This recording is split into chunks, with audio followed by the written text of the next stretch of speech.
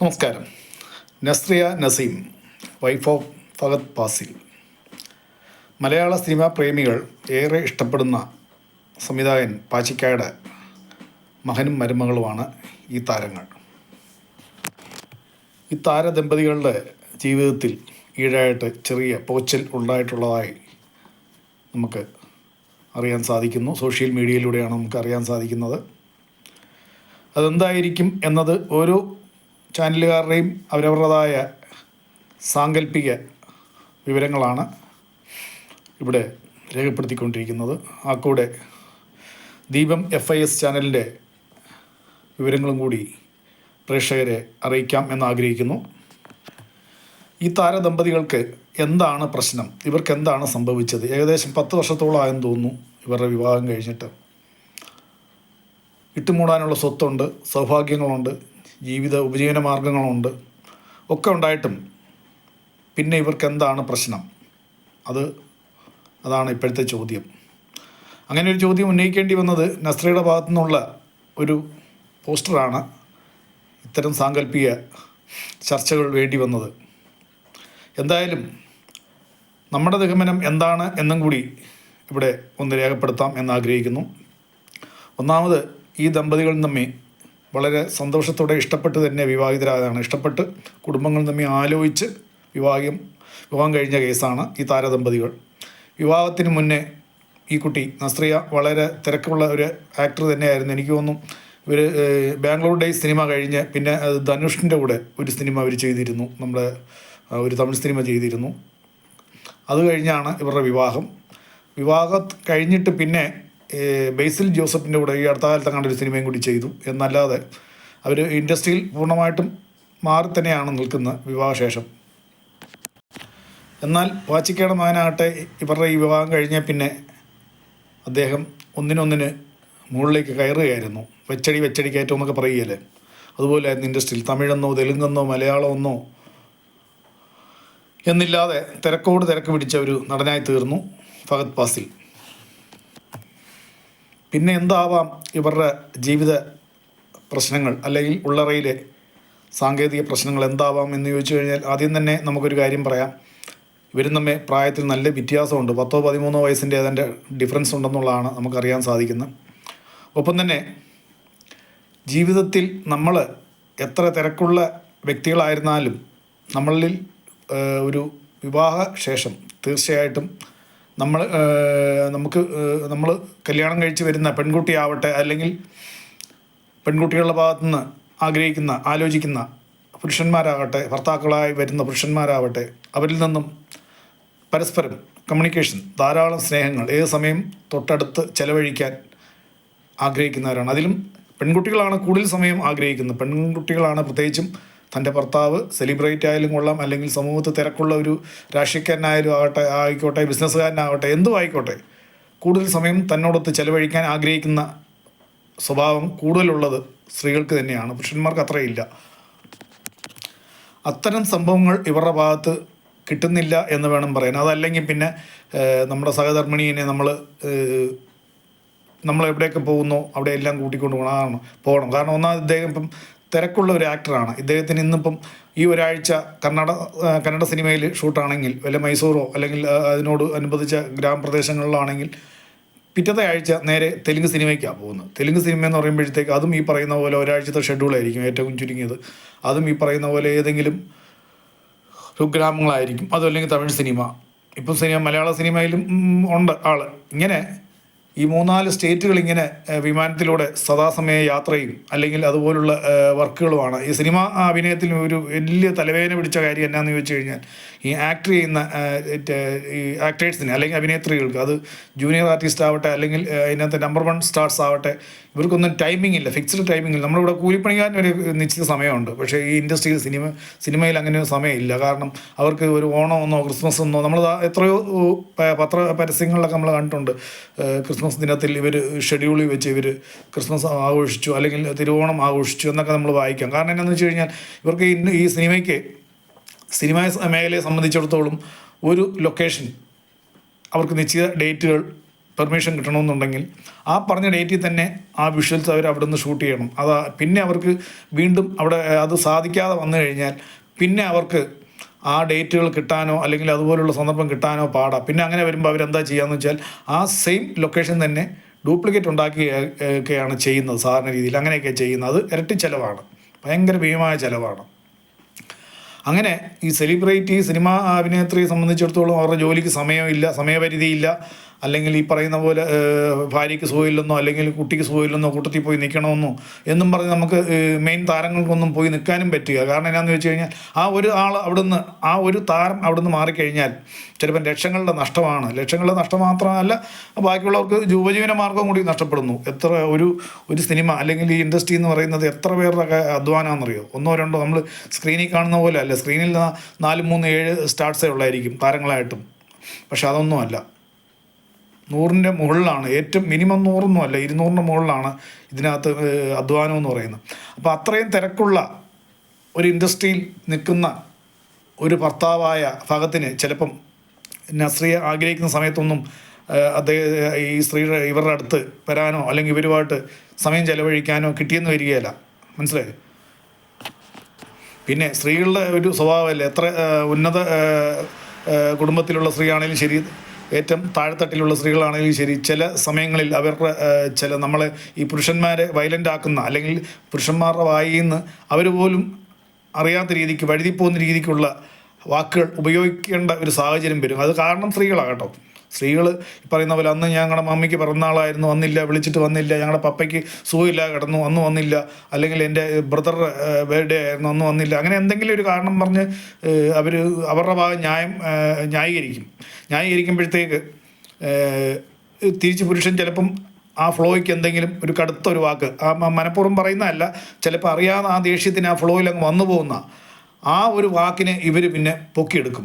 അന്നേരം പൊടി തട്ടി മിനിക്ക് പൊക്കിയെടുത്തേച്ച് പിന്നെ അത് പറഞ്ഞു, എന്നെ അങ്ങനെ പറഞ്ഞു, എന്നെ ഇൻസൾട്ട് ചെയ്തു, ഞാനത് എനിക്കും സിനിമയിൽ വേണേ അഭിനയിക്കാമായിരുന്നല്ലോ, ഞാൻ മനഃപൂർവ്വം ഒഴിഞ്ഞു മാറിയതല്ലേ, എനിക്ക് എന്നെ കല്യാണം കഴിച്ചവർക്ക് എന്നെ സിനിമയിൽ അഭിനയിക്കാമായിരുന്നോ, വല്ല നിയമങ്ങളൊന്നും വല്ലതും ഉണ്ടോ, എത്രയോ പേര് അഭിനയിക്കുന്നുണ്ടല്ലോ, എനിക്ക് വേണമെങ്കിൽ ചെയ്യാമായിരുന്നു, ഞാനങ്ങ് ചെയ്തിരുന്നെങ്കിൽ എനിക്കിതിനേക്കാൾ കൂടുതൽ പൈസ ഉണ്ടാക്കാമായിരുന്നു, ഞാൻ നിങ്ങൾക്ക് വേണ്ടിയല്ലേ ഞാൻ എല്ലാം വേണ്ടെന്ന് വെച്ച് ഞാൻ നിങ്ങളെ മാത്രം ആശ്രയിച്ചിരിക്കുകയല്ലേ, എന്നോട് നിങ്ങൾ അങ്ങനെ പറഞ്ഞില്ലേ എന്നും പറഞ്ഞ് സ്ത്രീകളെ സംബന്ധിച്ചിടത്തോളം നിസ്സാര ഒരു കാര്യത്തെ പെറുപ്പിച്ച് അത് വലിയ കാര്യമാക്കും. പുരുഷന്മാർ നേരെ തിരിച്ച വലിയ കാര്യമാണെങ്കിലും അതിന് വലിയ പ്രാധാന്യം കൊടുക്കാതെ ആ പോട്ടെ വീട്, അതൊരു വലിയ കാര്യമാക്കണ്ട. ഇതിപ്പോൾ അതിനൊക്കെ നമ്മൾ ആൻസർ ചെയ്യാൻ പോയി കഴിഞ്ഞാൽ അല്ലെങ്കിൽ അതിനൊക്കെ നിവാരണം തപ്പാൻ പോയി കഴിഞ്ഞാൽ നമുക്കതിനെ സമയം ഉണ്ടാവുള്ളൂ. നമുക്ക് വേറെ വർക്കുണ്ട്, അല്ലെങ്കിൽ നമുക്ക് വേറെ ജോലിയുണ്ട്. ഇത്തിരി പൈസ ആണെങ്കിലും ഇപ്പോൾ നഷ്ടപ്പെട്ട കേസുകളൊക്കെ ആണെങ്കിലും പൊക്കോട്ടെ, അവിടെ കൊണ്ടൊന്ന് തീർന്നല്ലോ എന്നുള്ള മനോഭാവമാണ്. പക്ഷേ സ്ത്രീകൾ ഒരിക്കലും അങ്ങനെയല്ല. അവർ നിസ്സാര പണമാണെങ്കിലും നഷ്ടപ്പെടുന്ന കേസിന് അവരങ്ങ് വല്ലാതെ വയലൻ്റ് ആകും.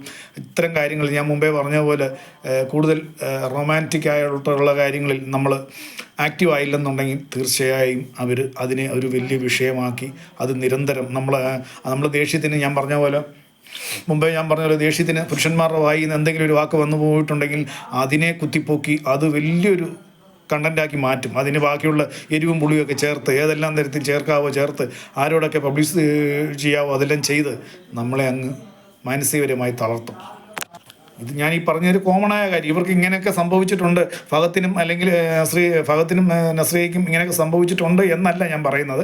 കോമണായിട്ടുള്ളൊരു കാര്യമാണ്. ഇൻഡസ്ട്രിയിൽ, ഈ ഫിലിം ഇൻഡസ്ട്രിയിൽ വർക്ക് ചെയ്യുന്നവർക്ക് ഈ പറയുന്ന ഒരു കാര്യങ്ങൾക്കും സ്വന്തം കാര്യങ്ങൾക്ക് ഒന്നിനും നിശ്ചയ സമയത്തിന് അവർക്ക് സ്വന്തമായിട്ട് അവർ ചെയ്യുന്ന വർക്കിന് പോലും ടൈമിംഗ് ഇല്ല. അതാണ് ഏറ്റവും വലിയൊരു അത്ഭുതം. ഒരു ടൈമിംഗ് ഇല്ല. നൈറ്റ് ഷൂട്ടാണെങ്കിൽ ഈവനിങ് 6 PM ആരംഭിച്ച് കഴിഞ്ഞാൽ പിറ്റേ ദിവസം മോർണിംഗ് 6 PM ചിലപ്പോൾ മോർണിംഗിനും തീരുകയില്ല, 7 and 8 ഒക്കെ ആയി പോകും. നിശ്ചയ സമയമൊന്നുമില്ല. പിന്നെ വലിയ താരങ്ങളായതുകൊണ്ട് കാരാവണി കയറി കിടന്ന് അവരുടെ ഷെഡ്യൂൾ ഇല്ലെങ്കിൽ ആ ഒരു കിട്ടുന്ന ക്യാമറ മാറ്റി വെക്കാനായിട്ട് ഉപയോഗിക്കുന്നൊരു സമയമുണ്ട്. ഒരു സീൻ ഇവിടെ ഷൂട്ട് ചെയ്ത് കഴിഞ്ഞാൽ തൊട്ടടുത്ത സീൻ അപ്പുറം വെക്കണമെന്നുണ്ടെങ്കിൽ ക്യാമറ അങ്ങോട്ടും ഇങ്ങോട്ട് ഷിഫ്റ്റ് ചെയ്യും. ആ വഴിക്ക് ഒരു 15-20 മിനിറ്റ് സമയം കിട്ടും, മാക്സിമം ഒരു 30 മിനിറ്റ് അങ്ങറ്റം പോയി കഴിഞ്ഞു. ആ സമയമൊക്കെ അവർക്ക് കാറാവാൻ കയറി ഇരിക്കാമെന്നുള്ള, അവരുടെ വിശ്രമമുറി കയറി ഇരിക്കാമെന്നുള്ളതല്ലാതെ ഈ പറഞ്ഞ പോലെ മറ്റുള്ള വർക്കുകൾ പോലെ നമുക്ക് ബാക്കി നമുക്ക് നാളെ ചെയ്യാം, അല്ലെങ്കിൽ അത് പോട്ടെ എന്നൊന്നും പോരാൻ ഒക്കില്ല. അങ്ങനെ ചെയ്യാൻ പോയി കഴിഞ്ഞാൽ പറഞ്ഞില്ല, ലക്ഷങ്ങളുടെ നഷ്ടമാണ് വരുന്നത്. അല്ല 1-2 രൂപയല്ല, ലക്ഷങ്ങൾ. ചില ഈ ശങ്കറിൻ്റെയൊക്കെ സിനിമ പോലെ, ശങ്കർ നമ്മുടെ രാജമൗലിയുടെയൊക്കെ സിനിമകളൊക്കെയാണ് കോടികളുടെ നഷ്ടമാണ് വരുന്നത്, ഒരു ദിവസത്തെ ഷൂട്ടൊക്കെ മുടങ്ങുക എന്ന് പറയുന്നത്. അപ്പം ആ കാറ്റഗറിയിൽ ആ ഫീൽഡിൽ വർക്ക് ചെയ്യുന്ന ഒരാളായതുകൊണ്ട് അത്തരം പ്രശ്നങ്ങളാവാം ഇവരുടെ ഉള്ളറയിൽ എന്നാണ് എൻ്റെ നിഗമനം. പിന്നെ മറ്റൊരു കാര്യം കൂടി, 10 വർഷത്തോളമായി ഇവർക്ക് കല്യാണം കഴിഞ്ഞിട്ട്. ഇവരെന്തിനാ ഒരു കുട്ടി പോലും ഇല്ലാതെ ഇക്കാലം അത്രയും ജീവിക്കുന്നു? ഒരു കുഞ്ഞിന് ജന്മം നൽകിക്കൂടെ? ഇതിനെന്തിനാ ലേറ്റാക്കുന്നത്? ഇന്ന് ആദ്യത്തെ 1 വർഷമൊക്കെ ചിലപ്പോൾ നമുക്ക് സന്തോഷമായിട്ട് ജീവിക്കണം, അതിന് ഡിസ്റ്റർബൻസ് ആയിരിക്കും എന്നുള്ള മനോഭാവം എന്ന് കൂട്ടാം. ഇത് 10 വർഷമായല്ലോ. അപ്പം അതിൻ്റെ പിന്നിൽ എന്താണ് ഈ താമസിക്കുന്നതിൻ്റെ കാരണം എന്താണ്? അതിൻ്റെ പിന്നിൽ എന്തോ വലിയൊരു പ്രശ്നം ഉണ്ട് എന്നും കൂടി നമുക്ക് സംശയിക്കേണ്ടിയിരിക്കുന്നു. ഒന്നും നമുക്ക് വ്യക്തമല്ല. കാരണം രണ്ടുപേരും പൂർണ്ണ ആരോഗ്യവാന്മാരാണ്. ഒരിക്കലും നമുക്ക് ആ കാര്യങ്ങളിൽ നമുക്ക് പ്രത്യേകിച്ച് അഭിപ്രായം പറയാൻ പറ്റുകയില്ല. പക്ഷേ കോമണായിട്ട് പറയുകയാണെങ്കിൽ എന്തിന് ഇത് താമസിപ്പിക്കുന്നു? ഇനി താമസിപ്പിക്കുന്നതിൻ്റെ ഉദ്ദേശം എന്താണ്? അതോ ഇനിയിപ്പം ആ ഒരു വിഷയത്തിൽ എന്തെങ്കിലും സാങ്കേതിക തടസ്സങ്ങൾ വല്ലതും ഉണ്ടോ എന്നും കൂടി നമുക്ക് സംശയിക്കേണ്ടിയിരിക്കുന്നു. നമ്മൾ ഈ കാര്യങ്ങൾ, കുടുംബപരമായ കാര്യങ്ങൾ ചർച്ച ചെയ്യുമ്പോൾ ഇതൊക്കെ ഒരു പ്രധാനപ്പെട്ട കാര്യങ്ങൾ. നിങ്ങൾ കല്യാണം കഴിഞ്ഞ് ഇപ്പോൾ ആര് വന്നാലും നമ്മളെ കണ്ടു, നമ്മൾ സംസാരിച്ചു, നിങ്ങൾ കല്യാണം കഴിഞ്ഞ് എത്ര കാലമായി, ആദ്യം പഴയ രീതിയിലേക്കാണ് എത്ര കുട്ടികളുണ്ടെന്ന് ആദ്യം ചോദിക്കുന്നത്. എത്ര കാലമായെന്നല്ല ആദ്യം ചോദിക്കുന്നത്. പണ്ടത്തേക്ക് രീതിയിൽ എത്ര കുട്ടികളുണ്ടെന്നാണ് ചോദിക്കുന്നത്. നിശ്ചിത സമയം കഴിഞ്ഞിട്ടും കുട്ടികളില്ലെന്ന് പറയുമ്പോഴത്തേക്ക് എന്ത് പറ്റി, എന്നാ പ്രശ്നം, എന്താ താമസിപ്പിക്കുന്നതിൻ്റെ കാര്യം എന്താ എന്നുള്ള ചോദ്യങ്ങളാണ് പണ്ട് കാലങ്ങളിൽ ഉന്നയിച്ചുകൊണ്ടിരുന്നത്. ഇന്നിപ്പം ആ വക ചോദ്യങ്ങളില്ല, അതിന് വലിയ പ്രസക്തിയില്ല. പക്ഷേ എന്നാലും ഇവരെ സംബന്ധിച്ചിടത്തോളം ഈ 10 വർഷക്കാലം കുട്ടികളില്ലാതെ ജീവിക്കുക എന്ന് പറയുന്നത് തന്നെ സത്യത്തിൽ അതൊരു തെറ്റായ കീഴ്വഴക്കമായിട്ടാണ് എനിക്ക് ഇവിടെ അറിയിക്കാനുള്ളത്. തന്നെയുമല്ല, നസ്രിയ പറഞ്ഞിരിക്കുന്നത് ഫിസിക്കലി മെൻ്റലി ഡിപ്രഷൻ എന്നാണ്. മാനസികപരമായും ശാരീരികപരമായും അവർ സമ്മർദ്ദത്തിലാണെന്നാണ് അവർ പറഞ്ഞിരിക്കുന്നത്. പുറമേ നിന്ന് നമ്മൾ നോക്കുമ്പോഴത്തേക്ക് അതിനൊന്നും യാതൊരു സാധ്യതയില്ല എന്നാണ് പുറമേ കാണുന്നവർക്ക് അസുഖത്തിൻ്റെ വാല്യൂ അല്ലെങ്കിൽ അതിൻ്റെ തീവ്രത എന്താണെന്ന് ആർക്കും അറിയാൻ പറ്റുകയില്ല. ഏതൊരു പേഷ്യൻറ്റിനെ നമ്മൾ പുറമേ നിന്ന് കാണുമ്പോഴത്തേക്ക് അദ്ദേഹത്തിൻ്റെ ബുദ്ധിമുട്ടുകൾ എന്താണെന്ന് നമുക്ക് അറിയാൻ പറ്റുകയില്ല. അദ്ദേഹത്തെ ചികിത്സിക്കുന്ന ഡോക്ടേഴ്സിനോ അല്ലെങ്കിൽ കൺസൾട്ട് ചെയ്യുന്ന വ്യക്തികൾക്ക് അതിൻ്റെ സത്യാവസ്ഥ അറിയാൻ പറ്റുകയുള്ളൂ. എന്തായാലും തീക്കറ്റയില്ലാതെ പുക വരില്ല. ഇപ്പം ഓൾറെഡി പുകഞ്ഞു തുടങ്ങിയിട്ടുണ്ട്. വരും ദിനങ്ങളിൽ നമുക്ക് അറിയാം ഇതിൻ്റെ സത്യാവസ്ഥ, അതിൻ്റെ പിന്നാമ്പുറത്തെ കാര്യങ്ങൾ എന്തൊക്കെയാണ് എന്നൊക്കെ നമുക്ക് ഏകദേശം അറിയാം എന്ന് ഞാൻ പ്രതീക്ഷിക്കുന്നു. നിങ്ങളെപ്പോലെ തന്നെ ഞാനും ആകാംക്ഷയോടെ കാത്തു നിൽക്കുന്നു. എൻ്റെ നിഗമനം ശരിയാണെങ്കിൽ ഞാൻ മുമ്പേ പറഞ്ഞ കേസുകൾ തന്നെയാണ്, അല്ലാതെ വേറൊന്നുമല്ല.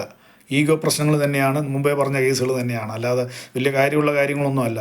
എന്നാൽ ഇവർ വളരെ ഈ നസ്രിയയും ഫഹത്തും ആക്ടേഴ്സ് ആയതുകൊണ്ട് നമ്മുടെ കേരളം ഒഴികെയുള്ള സംസ്ഥാനങ്ങളിലും ഈ വിഷയം എത്തിക്കഴിഞ്ഞു. അവിടുത്തെ സോഷ്യൽ മീഡിയകളിലും എത്തിക്കഴിഞ്ഞു. അവിടങ്ങളിൽ ഡിസ്കസ് ചെയ്യുന്ന രീതി എന്താണെന്ന് വെച്ച് കഴിഞ്ഞാൽ ഇവർ വിവാഹമോചനത്തിന് ഒരുങ്ങി എന്നൊക്കെയാണ് അവിടങ്ങളിൽ ചർച്ച ചെയ്യുന്ന രീതി.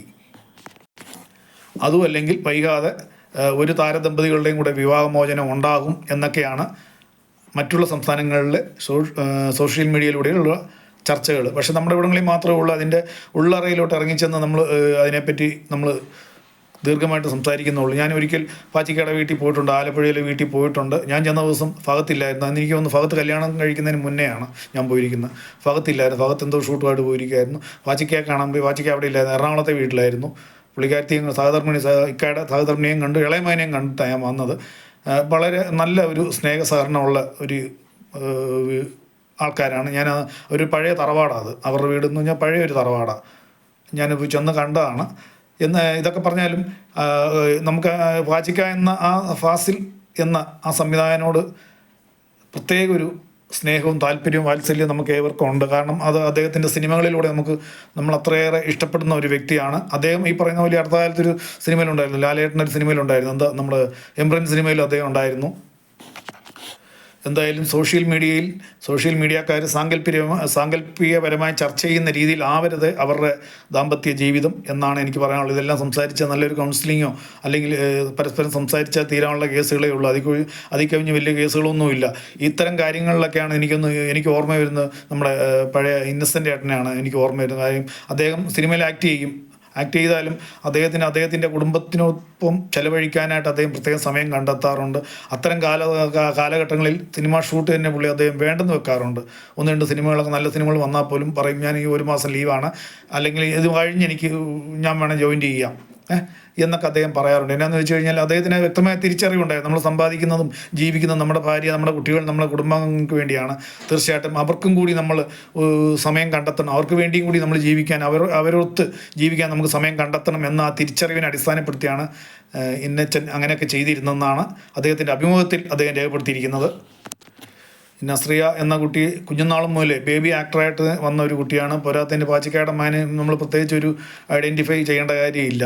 അപ്പോൾ ഇവരോട് സിനിമാ പ്രേമികളാകട്ടെ മലയാളക്കരയിലുള്ളവരാകട്ടെ പ്രത്യേക ഒരു സ്നേഹവും വാത്സല്യവും ഉണ്ട്. ആ വാത്സല്യം അവർ തിരിച്ചറിയുന്നുമുണ്ട്. അവരുടെ നമ്മൾ പ്രേക്ഷകരുടെ ആ സ്നേഹവാത്സല്യം ഈ രണ്ടുപേരും തിരിച്ചറിയുന്നുണ്ട്. തീർച്ചയായിട്ടും അവർക്ക് നന്മ തന്നെ ഉണ്ടാകും എന്ന് ഞാൻ ആശംസിച്ചുകൊള്ളുന്നു. മറ്റുള്ള മുമ്പേ ഞാൻ പറഞ്ഞ പോലെ സോഷ്യൽ മീഡിയയും ഈ സമൂഹവും ഒക്കെ ചർച്ച ചെയ്യുന്ന രീതിയിലുള്ള പ്രശ്നങ്ങളൊന്നും ആയിരിക്കുകയില്ല. എല്ലാം മനസ്സ് തുറന്ന് സംസാരിച്ചാൽ തീരാനുള്ള കേസുകളേ ഉള്ളെന്നാണ് എൻ്റെ വിശ്വാസം. എൻ്റെ ഈ ചാനലിലെ പരിപാടി കാണുന്ന പ്രേക്ഷകർ ലൈക്ക് ചെയ്യുക, ഷെയർ ചെയ്യുക, സബ്സ്ക്രൈബ് ചെയ്യുക. നന്ദി, നമസ്കാരം.